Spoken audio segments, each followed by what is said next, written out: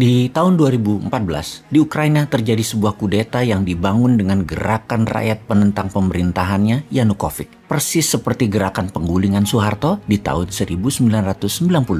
Untuk itu, kita akan mulai dengan menyaksikan video tentang CIA terlebih dahulu. Bagaimana CIA menggulingkan sebuah pemerintahan. Baru cerita tentang bagaimana operasi intelijen CIA di dalam kudeta pemerintahan Yanukovych di tahun 2014 di Ukraina. Video kali ini disponsori oleh Dinaran, sebuah platform jual beli emas yang bisa menjadikan emas sebagai alat tukar, berinvestasi sekaligus memiliki ATM rupiah atas emas yang diletakkan di kastodian Dinaran. Rupiah Anda bisa diambil di seluruh ATM di Indonesia dan bisa melakukan transfer antar bank ke semua rekening bank. Untuk bergabung, klik aplikasi Dinaran di Google Apps dan Apple Store. Kita saksikan videonya.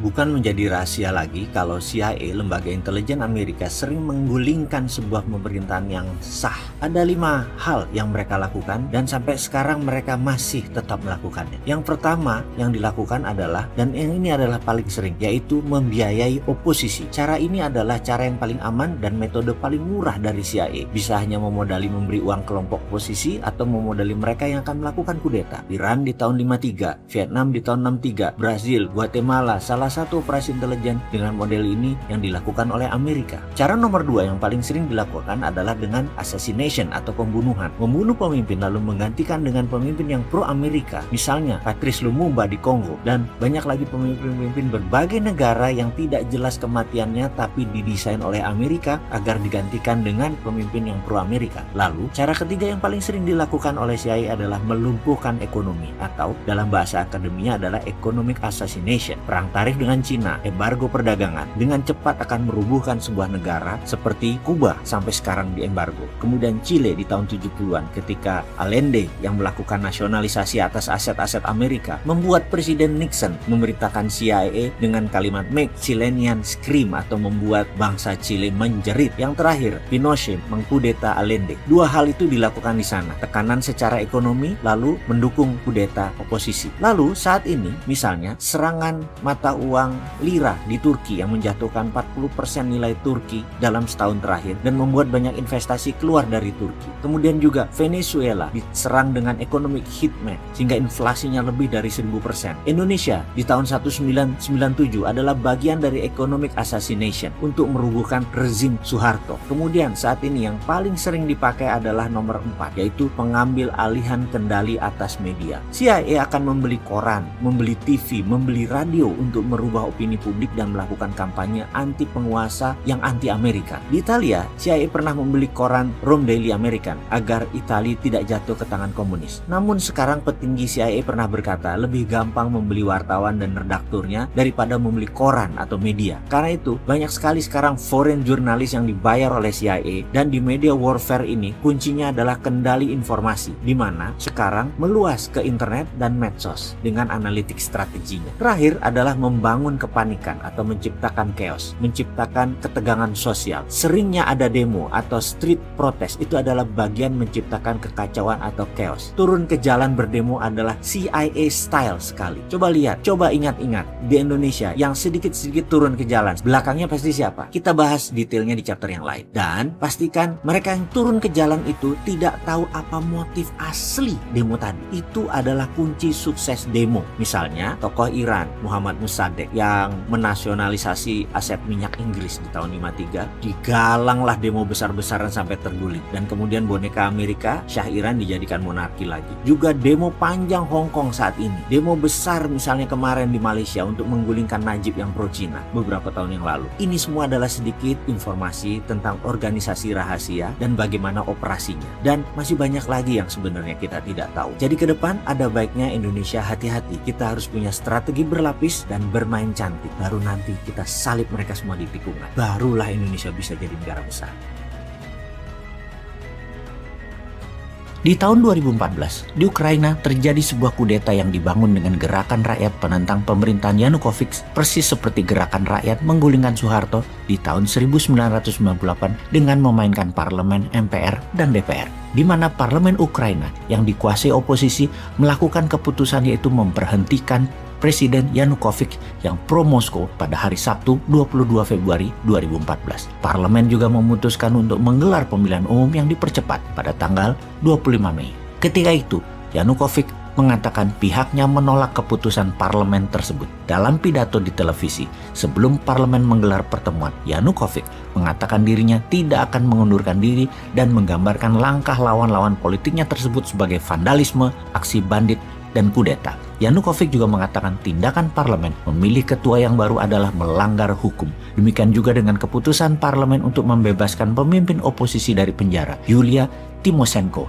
yang juga melanggar hukum. Tymoshenko adalah pemimpin gerakan rakyat di lapangan kemerdekaan di ibu kota Kiev di November 2013 yang menjadi pusat aksi menentang pemerintahan pimpinan Yanukovych. Aksi protes diwarnai bentrok dengan aparat keamanan tersebut menewaskan banyak orang. Setidaknya 77 orang tewas. Ukraina dililit krisis politik sejak Yanukovych menolak perjanjian dagang dengan Uni Eropa dan memilih hubungannya lebih erat dengan pemerintahan Moskow. Disinilah informasi kuncinya. Ukraina di bawah Yanukovych memilih ke Moskow yang didesain jatuhnya oleh Amerika dan NATO. Setidaknya itulah yang dikatakan Putin. Di mana NATO pada ujung-ujungnya setelah mengambil Ukraina adalah menjatuhkan Putin dan Rusia. Strategi membuat kekacauan, menggiring berita di media, menggerakkan massa anti Yanukovych, kemudian membuat kudeta di parlemen dengan mengganti mereka yang pro-barat memang permainan yang dunia semua tahu. Oleh CIA itu biasa dilakukan.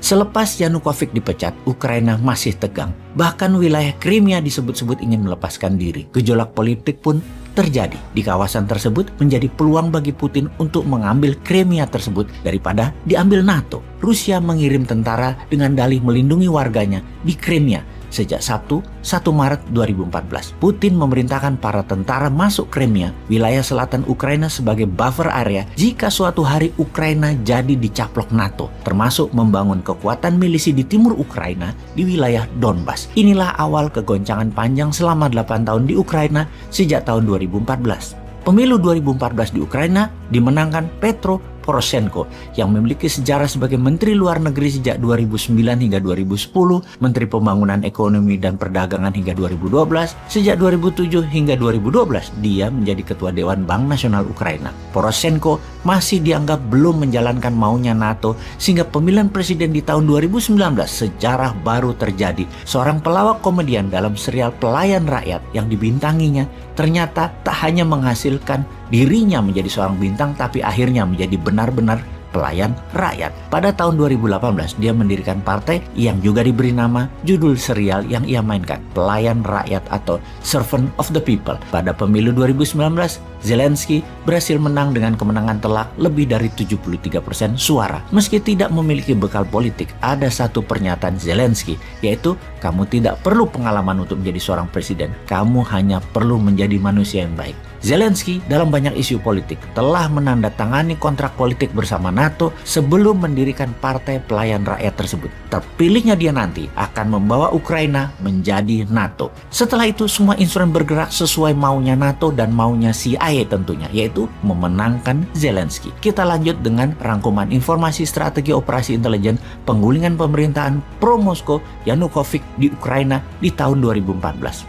Triknya adalah bahwa oposisi Ukraina didukung oleh sebagian besar Eropa dan Amerika untuk mengambil alih parlemen. Kemudian digoncang mosi tidak percaya, rakyat turun ke jalan dan media satu arah menyerang pemerintahan Yanukovych. Sebagai rencana cadangan, NATO bahkan melatih para nasionalis dan kelompok bersenjata di Ukraina Barat, di Polandia, hingga Lituania agar bukan saja siap mengkudeta secara parlemen, di mana kalau parlemen gagal dikudeta, milisi telah siap mengkudeta bersenjata terhadap Ukraina. Setelah mendapatkan Ukraina secara konstitusi di tahun 2019, dipilihlah tokoh populis untuk menjadi presiden Ukraina yang akan menjadikan Ukraina NATO. Yang kemudian di tahun 2022 ini, Rusia tidak bisa menahan diri lagi untuk melindungi kedaulatan Rusia, mengambil Ukraina sebelum diambil NATO. Kalau Indonesia pelajarannya bagaimana? Sama seperti Timor Timur, pemerintahnya sekarang tidak nurut Indonesia misalnya, tapi lebih condong ke Australia.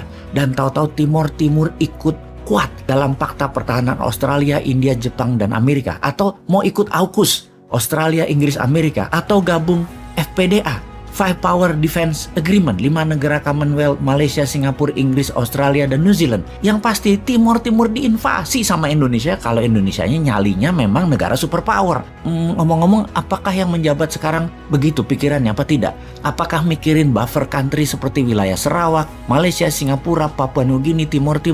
Apa karena merasa negara kepulauan Selatan Pasifik bukan negara agresor? Negara Australia juga bukan agresor. Singapura bukan agresor. Nggak usah dipikirin gitu. Jangan gitu deh, nanti kaget loh kalau mereka nyerang.